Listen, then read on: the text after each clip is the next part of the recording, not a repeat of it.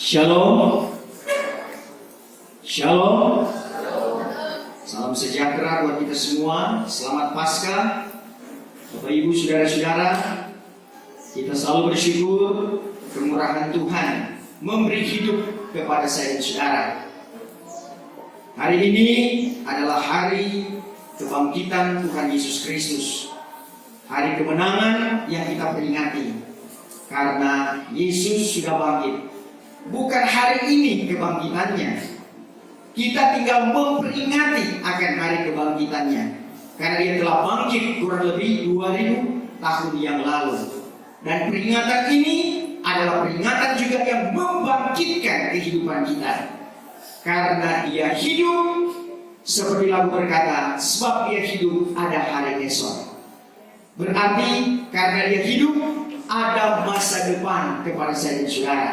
Rancangan Tuhan, rancangan yang indah, membawa hari depan yang cerah kepada setiap orang yang percaya akan Dia. Sebagaimana tema kita, aku inilah kebangkitan dan hidup. Mari kita baca Yahya pasalnya ke-11 ayatnya yang ke-25. Yahya 11 ayatnya yang ke-25. Firman Tuhan, kita hormati, kita bangkit berdiri. Maka kata Yesus kepadanya, aku inilah kebangkitan dan hidup. Siapa yang percaya akan Aku, walaupun sudah mati, ia akan hidup. Terima kasih, dipersilakan duduk kembali. Apa yang telah terjadi di tengah-tengah keluarga Lazarus yang diceritakan di dalam ayat ini, bahwasanya Yesus tidak ada bersama-sama dengan keluarga Lazarus. Akan tetapi, saudara, Yesus mengingat bagaimana keluarga ini adalah keluarga yang sangat-sangat mengasihi Tuhan. Keluarga Lazarus adalah keluarga yang diceritakan di dalam Alkitab dari Lazarus, Maryam, dan Marta. Sehingga pelayanan daripada keluarga ini itu sangat menandai tentang bagaimana Yesus itu memperhatikan kehidupan mereka. Sebab itu, saudara-saudara, ketika Lazarus ini mati, kalau menurut Marta, Yesus, apabila engkau ada pada waktu itu di sini, sebenarnya saudara kami ini tidak akan mati. Saudara-saudara, pada waktu Yesus akan menuju ke keluarga Lazarus, dia berkata kepada murid-muridnya bahwa Lazarus itu sedang tidur dan aku akan bangunkan dia. Padahal yang sebenarnya dia tahu bahwa Lazarus sudah mati. Dan itu pun anggapan dari murid-murid bahwa dikiranya bahwa Lazarus itu dalam keadaan tidur lelap. Padahal yang sebenarnya Lazarus itu sudah mati. Saudara-saudara, ketika Yesus berkata dia akan bangkit, dia berkata kepada Marta. Marta berkata, ya, memang kami tahu bahwa pada hari kebangkitan orang percaya, maka dia akan bangkit. Saudara-saudara, tapi Yesus berkata, aku inilah kebangkitan dan hidup. Amin, saudara. Sehingga orang yang sudah mati pun itu bisa hidup. Sebab itu pada waktu itu Yesus membangkitkan akan Lazarus. Saudara, memang ayat ini dilatar belakangi dengan kebangkitan Lazarus yang dibangkitkan oleh Yesus, yang menjadi tanda bahwa Tuhan itu mampu untuk melakukan, bahkan bukan nanti pada hari kebangkitan, tetapi pada hari itu juga dia lakukan, Lazarus itu bangkit. Saudara-saudara yang dikasihi, Tuhan Yesus Kristus Maha Kuasa. Karena dia adalah Tuhan, dia melakukan sesuai dengan cara surgawi. Dia melakukan dengan prinsip-prinsip kebenaran, sehingga kebenaran itulah yang memerdekakan kehidupan kita, kata firman Tuhan. Apa yang telah dilakukan oleh Yesus di tengah tengah-tengah keberadaan daripada keluarga Lazarus, itu juga adalah menjadi perhatian dalam kehidupan kita, bahwasanya dia bisa melakukan hari ini, hari esok, bahkan hari selanjutnya. Bukan hanya pada hari kebangkitan orang mati.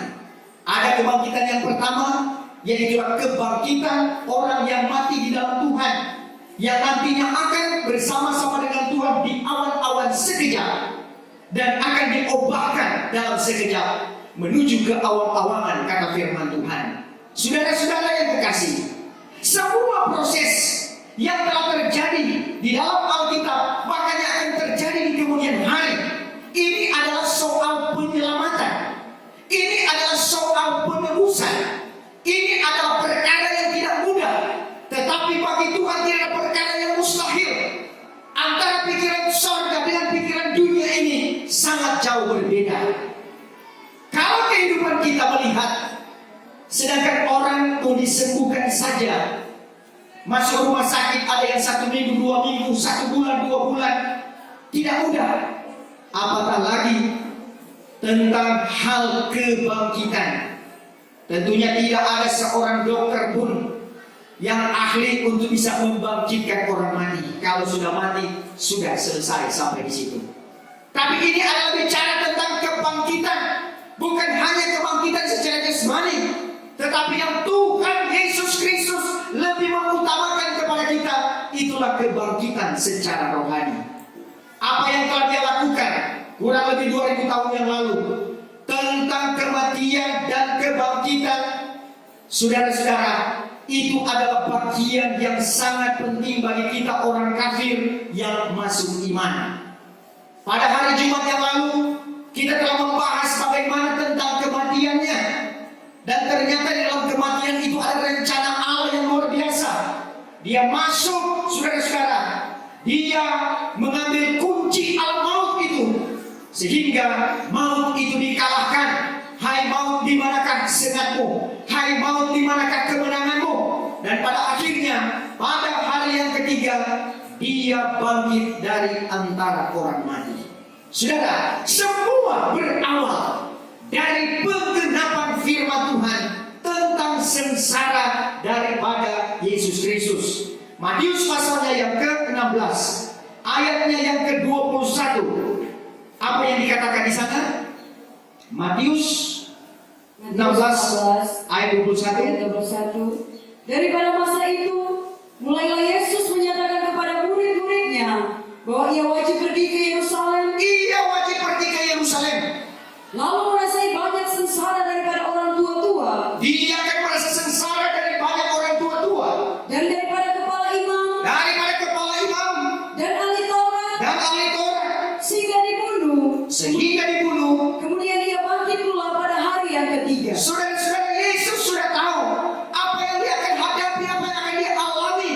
Ini sudah menjadi satu ketetapan. Dia wajib pergi ke Yerusalem, karena di Yerusalem itulah di mana dia akan mengalami banyak sengsara. Akhirnya dia dibunuh dan bangkit pada hari yang ketiga. Saudara-saudara, sengsara ini adalah satu sengsara yang tiada taranya. Tetapi sedemikian itulah sebuah pengorbanan sampai kepada kematian, agar supaya seisi dunia bisa dibayar dengan bayaran pengorbanan, bayaran anak domba Allah. Yahya 1 ayatnya yang ke-29. Yahya 1 ayat 29. Pada keesokan harinya, ia nampak Yesus datang kepadanya. Lalu katanya, lihatlah anak domba Allah yang mengangkut dosa isi dunia. Lihatlah anak domba Allah yang mengangkut dosa isi dunia. Saya katakan kemarin, saudara-saudara, sedangkan menebus seorang saja untuk dibayar supaya dia terbebaskan dari hukuman, harganya mahal. Ini seisi dunia. Betapa beratnya apa yang dialami oleh Yesus, sehingga dia harus mati. Akan tetapi ketika kematiannya itu terjadi, maka ada satu mukjizat keajaiban yang terjadi, yaitulah kebangkitannya. Saudara, ini sudah dinyatakan bahwa dia akan bangkit. Sehingga para imam mereka berkata, cepat jaga itu kubur, supaya jangan sampai murid-muridnya pergi curi itu jenazah daripada Yesus. Sehingga orang katakan, oh bahwa dia itu sudah bangkit. Saudara-saudara, ini adalah pikiran manusia yang tidak yakin, yang tidak mau percaya. Karena memang saudara, bagi orang yang tidak diberikan anugerah untuk percaya, maka sedangkan Yesus sudah mati dan bangkit pun, dia tetap tidak mau percaya. Tetapi ada banyak orang juga yang mau percaya bahwa ternyata benarlah dia itu anak Allah. Gempa bumi yang luar biasa, gempa bumi yang besar, itu terjadi pada waktu kematian Tuhan Yesus Kristus. Memang tanda-tanda yang besar itu biasa ditandai dengan gempa bumi. Nanti juga pada akhir zaman, pada hari-hari akhir itu, dalam Wahyu pasal ke-6 juga akan ada gempa bumi yang besar, memasuki juga ujung daripada meterai yang ke-7. Itu juga akan ada gempa bumi yang besar, sehingga dikatakan bahwa pulau-pulau akan berpindah dari tempat satu ke tempat lainnya. Kita tidak tahu pulau-pulau di Indonesia mau berantakan seperti apa, tetapi saya dan saudara sudah bersama dengan Tuhan. Amin. Meski bumi ini bergoncang, tapi kerajaannya itu tetap teguh.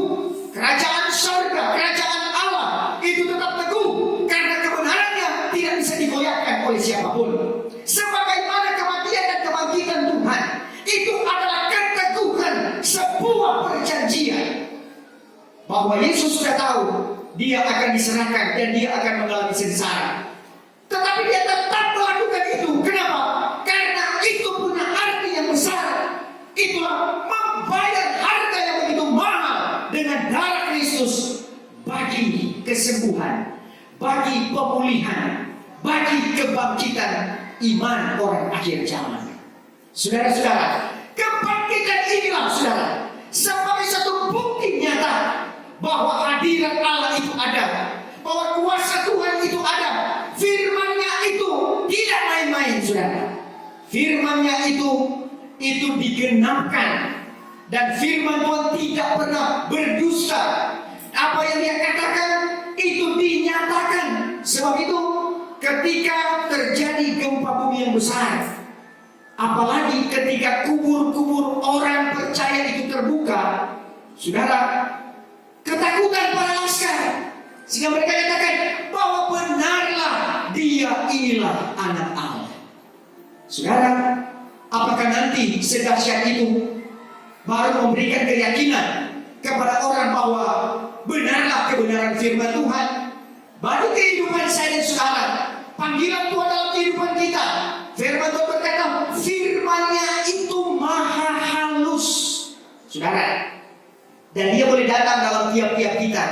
Panggilan Tuhan dalam kehidupan kita berbeda-beda satu dengan yang lain, sesuai dengan caranya Tuhan. Tetapi satu yang terjadi, firman Allah itu sama, firman Allah itu berkuasa, firman-Nya itulah dari Dia sendiri yang ada dalam kehidupan kita, yang telah membawa kita kepada pertobatan, yang telah membawa kehidupan saya dan saudara bertumbuh di dalam Dia, sehingga kita bertambah terus, maju dan maju terus untuk menuju kepada kesempurnaan. Sampai hari ini kita sementara berjuang dan tetap berjuang untuk pertumbuhan iman ini. Kita sementara berjuang meskipun mengalami tantangan-rintangan. Tapi ingat saudara, yang sudah lebih dahulu menghadapi tantangan-rintangan adalah Yesus. Dia tahu bahwa itu harus terjadi. Kita pun harus tahu saudara, firman Tuhan berkata kita dianugerahkan bukan hanya percaya saja, tetapi menderita sengsara juga dengan Dia. Amin. Saudara, sengsara hati kita, sengsara pikiran kita, sengsara apa yang kita alami, saudara, tetapi tidak akan sama dengan sengsara yang Yesus alami.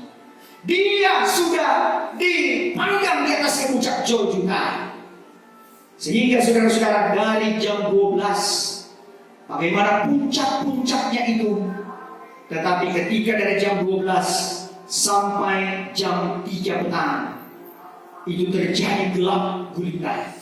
Dan akhirnya dia menghembuskan nafasnya. Matius 27 ayatnya yang ke-50 sampai ayat yang ke-54.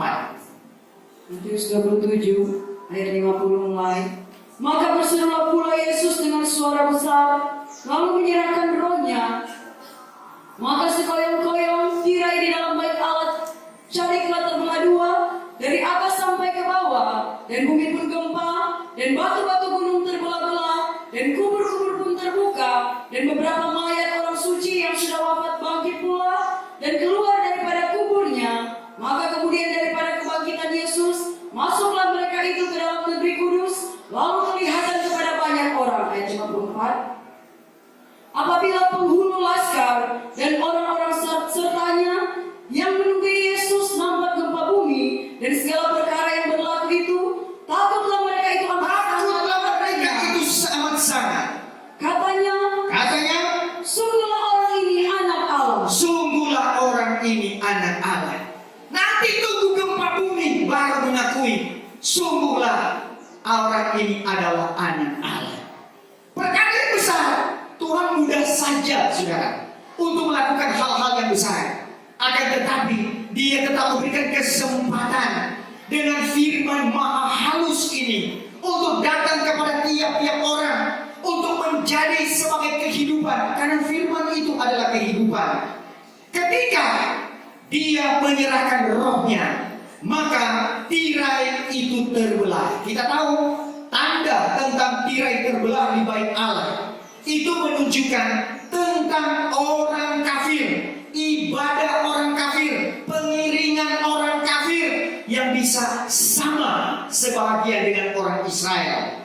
Kemudian sekarang, kalau dulu dibatasi hanya imam-imam yang bisa masuk sampai ke sana, tetapi dengan terbukanya tirai tersebut tidak ada lagi batasan. Artinya kehidupan kita semua bisa merasakan bagaimana kita memuji Tuhan, bagaimana kita dengar firman Tuhan, menyembah Bapa dengan roh dan kebenaran, bisa dibawa kepada kemuliaan, kehadiran kuasa roh Allah. Itulah kerajaannya yang disebut dengan kerajaan kuasa.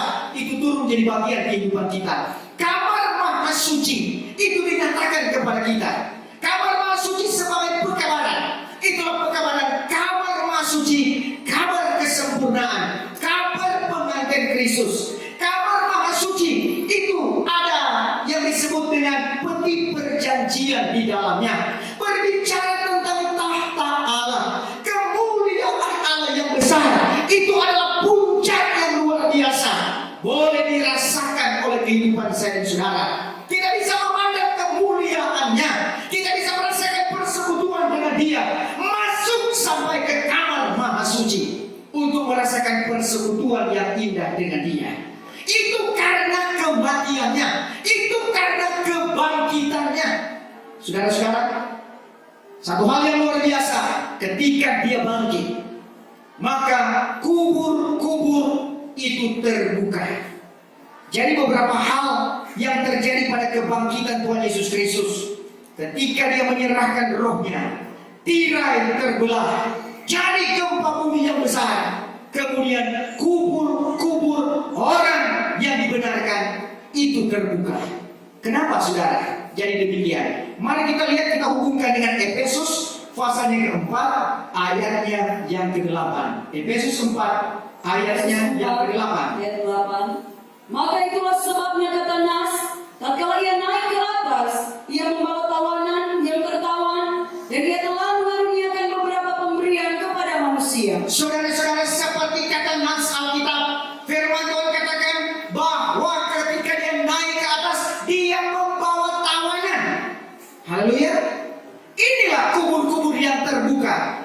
Yang dimaksudkan dengan tawanan bukan tawanan di penjara oleh karena dosa dan kejahatan, tetapi itulah kematian orang yang benar dari zaman Habel sampai kepada zaman Yesus Kristus. Mereka yang telah dibenarkan oleh firman Tuhan, ketika mati maka rohnya itu ada di alam kubur, di alam bersah. Akan tetapi dengan kebangkitan Tuhan Yesus Kristus, maka dibawanya ke negeri yang kudus. Di mana itu, saudara? Itulah disebut Firdaus. Nanti ketika Yesus mati dan bangkit naik ke sorga, dia membawa akan orang-orang kudus ini, baru ada disebut dengan Firdaus. Sebelumnya orang-orang yang mati di dalam Tuhan, mereka hanya disimpan di dalam alam barzakh, saudara-saudara. Tetapi ketika Yesus bangkit, maka dia bawa ke Firdaus. Sebab itu sekarang orang-orang yang mati di dalam Tuhan, mereka ketemu di Firdaus. Kita semua ingin ke Firdaus, amen? Ya, tapi belum sekarang. Nanti ada waktunya. Yang pasti tempat itu sudah disediakan oleh Tuhan, dan itu kita pandang dengan iman. Iman itu adalah percaya yang sungguh kepada perkara yang diharapkan dan yakin kepada perkara yang tiada kelihatan. Saudara-saudara, itulah iman. Jadi kita imani Firdaus itu ada. Kalau kita sudah sampai kepada melangsungkan kepada kesempurnaan, maka kita akan berada di Firdaus kalau melalui kematian. Tetapi kalau melalui keangkatan gereja Tuhan, Matius pasal ke-24 dan Wahyu pasalnya ke-6, maka tidak lagi melalui Firdaus yang ada di situ, akan tetapi hanya ke awan-awan yang disebut pesta anak domba, kemudian ke awang-awangan yang disebut dengan pesta pernikahan anak domba, kemudian turun ke 1000 tahun masa damai.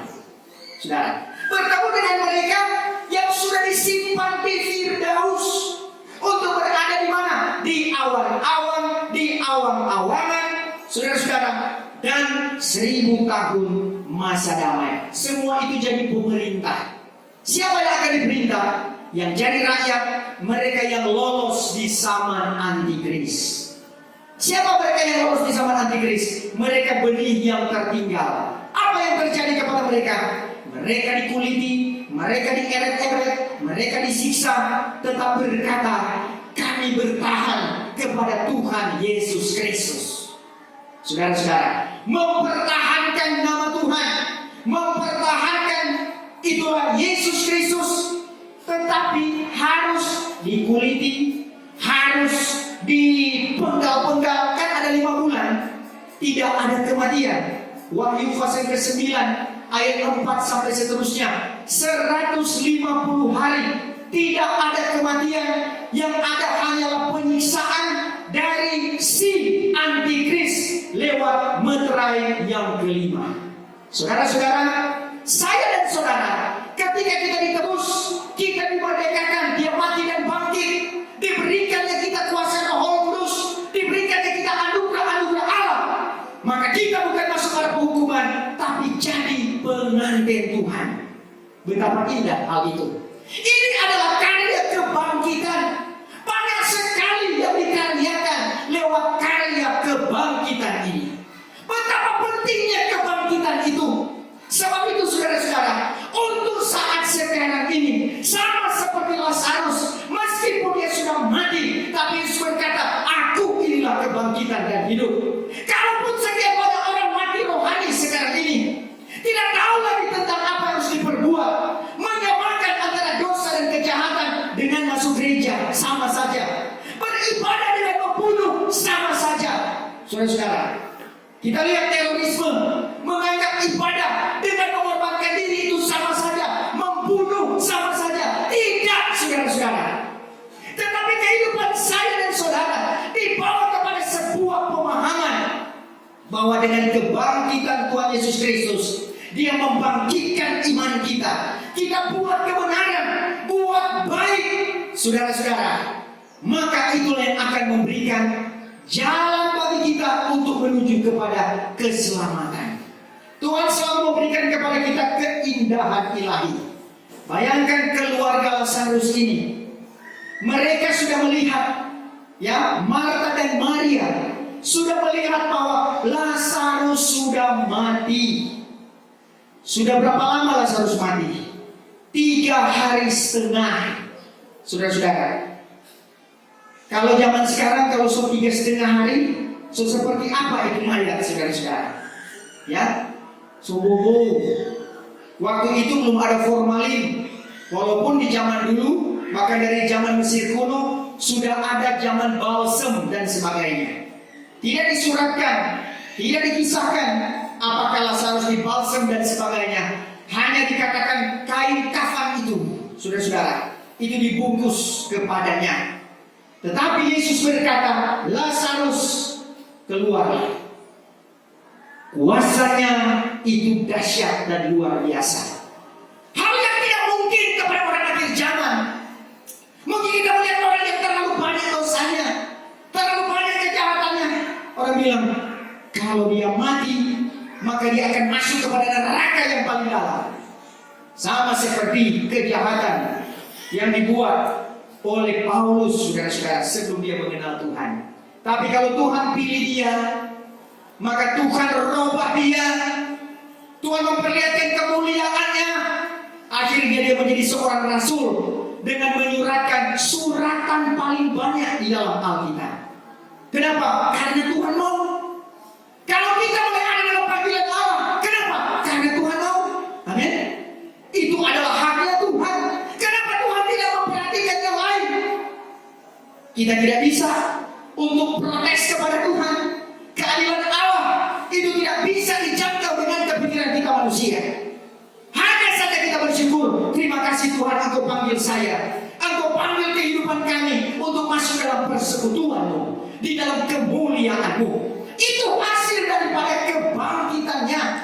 Dia yang telah bangkit, dia membawa tawanan ke atas. Dia mempersiapkan apa, saudara? Dia persiapkan tempat-tempat yang tentu. Kalau seperti dalam ayat tadi, dia persiapkan Firdaus. Bagi saya dan saudara, dia persiapkan Firdaus kalau mau mengalami kematian.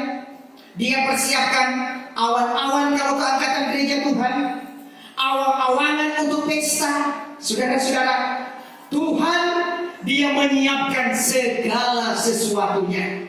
Bukan hal yang kecil, bukan hal yang sederhana, hal yang ajaib-ajaib yang dia taruhkan kepada kita. Orang yang dibawa kepada kebangkitan iman, keajaiban yang terbesar terjadi dalam hidupnya. Orang dibawa kepada keselamatan, keajaiban terbesar itu terjadi dalam hidupnya. Keajaiban terbesar bukan ketika sakit disembuhkan, itu juga ajaib. Bukan ketika tidak berdaya, tidak ada lagi apa-apa, tiba-tiba datang berkat yang banyak, itu keajaiban. Tetapi saudara, keajaiban terbesar ketika kita akan menuju kepada kebinasaan, diambilnya kehidupan saya dan saudara, dijamahnya hati kita, dilawatinya kehidupan kita, dialihkan kita dari kebinasaan menuju kerajaan yang kekal. Haleluya. Kalau hanya harta di dalam dunia, seberapa lama kita akan merasainya? Saudara, kesembuhan jasmani dalam dunia, seberapa lama akan bertahan? Tetapi saudara, kalau keselamatan yang kekal, itu adalah kekal untuk selama-lamanya. Ini mujizat keajaiban yang paling besar yang terjadi dalam kehidupan saya dan saudara. Ingat, untuk kebangkitan Yesus ini dikatakan buah sulung. Karena di zaman Roh Kudus, saudara-saudara, untuk hal kebangkitan inilah dia sebagai buah sulung yang telah menebus kita, membayar dengan harga yang mahal. Ya, 1 Korintus 15 ayatnya yang ke-20. 1 Korintus 15 ayatnya yang ke-20. 1 Korintus 15 ayat 20. Tetapi sesungguhnya Kristus sudah dibangkitkan dari antara orang mati, menjadi buah sulung di antara segala orang yang sudah mati. Saudara-saudara, dia menjadi buah sulung. Jadi semua diawali oleh Yesus Kristus. Dialah yang terutama, dialah yang pertama, dan sampai hari ini tetap yang terutama adalah dia. Amin. Sebab itu segala sesuatu bawalah di dalam doa, permintaan, dan mengucap syukur. Berdoa saudara? Suka berdoa saudara? Amin. Suka meminta saudara kepada Tuhan? Banyak. Kalau meminta tiap hari, tidak pernah lupa itu meminta kepada Tuhan. Amin. Baik, baru buka mata untuk bangun, sudah berdoa, Tuhan kami minta supaya hari ini, saudara-saudara, sampai kepada tutup mata, maksudnya mau tidur, ya, meminta terus kepada Tuhan. Tapi dikatakan doa, permintaan, dan ucapan syukur. Jangan lupa-lupa itu mengucap syukur. Di waktu mana kita mengucap syukur? Firman Tuhan katakan mengucap syukur di dalam segala hal. Kitab Tesalonika, atau coba baca ayat itu. Karena penting sekali kata ini, mengucap syukur di dalam segala. 1 Tesalonika 5 ayat 17 mulai. Ayat 17. Dan berdoa dengan tiada berkeputusan. Dan berdoa dengan tiada berkeputusan. Dan ucapkanlah syukur di dalam segala sesuatu. Dan ucapkanlah syukur dalam segala sesuatu. Karena inilah kehendak Allah di dalam Kristus Yesus kepada kamu. Inilah kehendak Allah. Inilah kehendak Allah. Orang yang mengucap syukur di dalam segala sesuatu adalah kehendak Allah. Orang yang mengucap syukur ketika dia dapat banyak berkat, itu kehendak Allah. Orang yang mengucap syukur ketika dalam keadaan sakit, apa kehendak Allah? Juga kehendak Allah. Sementara sakit, dia tetap mengucap syukur kepada Tuhan. Terima kasih Tuhan. Karena apa? Karena dengan sakit ini saya disuarakan oleh Tuhan supaya lebih dekat kepada Tuhan, agar supaya mau tetap berpegang kepada Tuhan. Saudara-saudara, tetap bersyukur. Amin. Mengucap syukur. Orang yang mengucap syukur dalam segala sesuatu, artinya dalam segala sesuatu dia ambil sisi positifnya. Kalau dalam kehidupan kita selalu ada sisi positif, itu yang terbaik yang membawa kita kepada syukur kepada Tuhan. Kebangkitan Tuhan dilihat orang secara negatif dan positif. Saudara-saudara, Markus 16 ayat yang ke-9 mulai. Markus pasal ke-16 ayat 9. Setelah Yesus bangkit pagi-pagi pada hari yang Setelah Yesus bangkit, apa yang terjadi? di dalam minggu itu, maka mula-mula kelihatanlah ia kepada Maria Magdalena, Kelihatan ia kepada Maria Magdalena yang daripadanya telah dibuangkannya 7 setan. yang sudah dilepaskan oleh Tuhan. 7 setan, saudara. Ada kuasa setan yang sempurna, yang dibatalkan, yang diusir, yang dikeluarkan oleh Yesus. Dia mendapatkan satu pemulihan yang luar biasa. Terus Ayat 10. Maka pergilah perempuan itu memberitahu hal itu kepada segala orang. Maria Magdalena, dia percaya, dia bersukacita karena dia telah melihat Yesus telah bangkit. Tapi apa yang dia temukan di sana? Terus Yang dahulu mengiring Yesus, yang sedang berduka cita dan menangis. dia beritahukan kepada mereka yang sementara berduka cita dan menangis. Sama di ujung akhir zaman ini, saya dan saudara sementara mengiring Tuhan, ada juga yang berduka cita, ada yang menangis, ada yang merasa sedih, ada yang merasa beban dan sebagainya. Tetapi dengarlah berita daripada Maria Magdalena bahwa dia sudah bangkit. Amin. Bahwa dia tidak pernah meninggalkan kita. Bagi kehidupan saya dan saudara yang sementara cemas, ragu, sementara sedih dan apapun, dengarkanlah bahwa kebangkitan Yesus itu adalah sampai hari ini memberi pertolongan kepada saya dan saudara. Tetapi apa tanggapan mereka? Ayat 11. Setelah sudah mereka itu mendengar kabar Yesus hidup, Ketika mereka dengar kabar Yesus hidup, dan lagi ia dilihat oleh perempuan itu, maka tidaklah percaya mereka itu. mereka tidak percaya, saudara-saudara. Terkadang apa yang kita beritakan, kalau kita menjadi Maria Magdalena yang sudah dibebaskan oleh Tuhan, kita harus pergi memberitakan, kita harus pergi memberitahukan kepada mereka tentang kebangkitan Yesus. Apa artinya? Kebangkitan Yesus adalah firman yang membangkitkan saya dan saudara. Beritahukan firman itu, beritahukan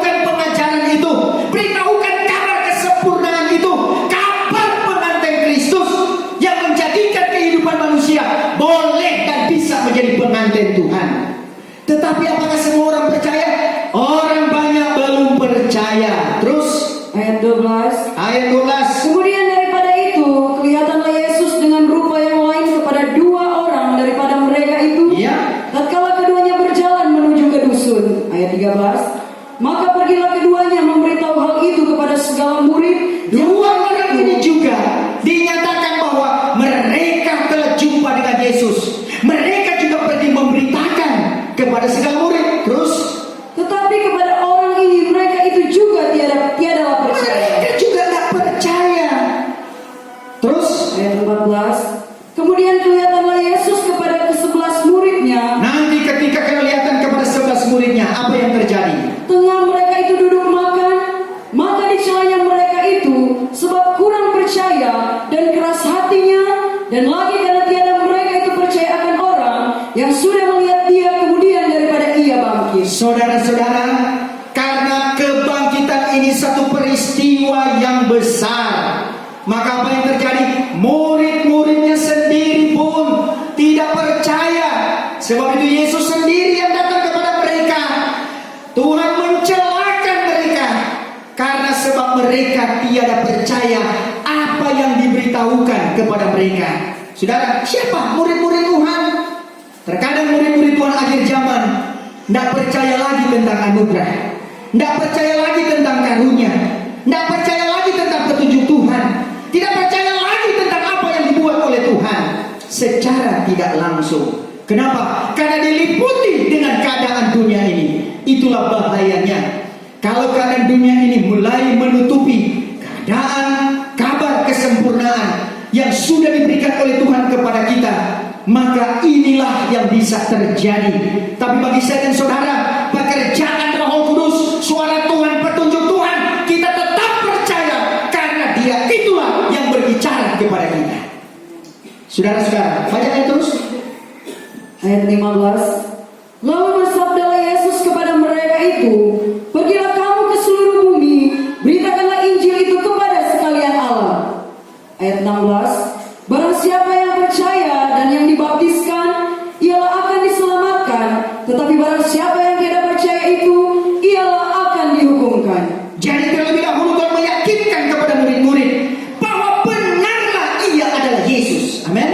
Tuhan meyakinkan kepada kita, benarlah ini pengajaran, benarlah ini kabar kesempurnaan. Untuk apa? Kalau sudah paham, pergilah, beritakanlah itu. Jadikanlah sekalian bangsa itu murid Tuhan. Amin. Bawalah mereka sampai kepada kesempurnaan. Bawalah mereka boleh lahir baru dalam Kristus, lahir baru di dalam Dia, sampai kepada memandang kuasa kemuliaan-Nya. Maka itulah yang menjadi mujizat yang luar biasa. Mari kita pergunakan kebangkitan Kristus sebagai satu keselamatan kepada orang banyak. Ya, kesaksian rasul-rasul tentang kebangkitan Tuhan Yesus Kristus bahwa itu sangat luar biasa. Kalau kepada Paulus, saudara, dalam Kisah pasal yang ke-17 ayatnya yang ke-18, Paulus dia dahulunya adalah orang yang menantang, tapi ketika Tuhan jamah, ketika Tuhan melawat akan kehidupannya. Kisah 17 ayat ke-18. Kisah 17 ayat 18. Maka ada pula beberapa orang yang memegang pengajaran orang Epikuri dan Stoiki berbantah dengan dia. Ada yang berkata, apakah hendak dikatakan oleh si peletar ini? Tetapi yang lain pula berkata, tampaknya ia memasyurkan dewa-dewa asing. Karena Paulus memberitakan kabar kesukaan dari hal Yesus dan kebangkitan itu.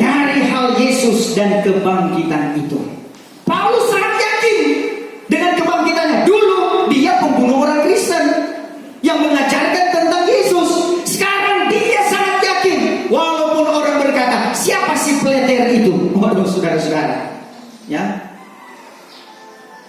Akan tetapi Paulus tidak menggubris tentang hal itu. Mau orang bilang apa?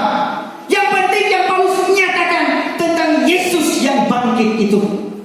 Saudara-saudara, Kisah pasal yang keempat, Petrus dia nyatakan bahwa mustahil kami akan berhenti menyaksikan tentang mana yang telah kami tampak dan dengar itu dari hal Tuhan Yesus Kristus. Amin. Saya dan saudara diyakinkan lewat firman, diyakinkan lewat karunia-karunia roh, diyakinkan lewat anugerah-anugerah Allah. Mustahil kita akan berhenti untuk memberitakan tentang kabar kesaksian itu.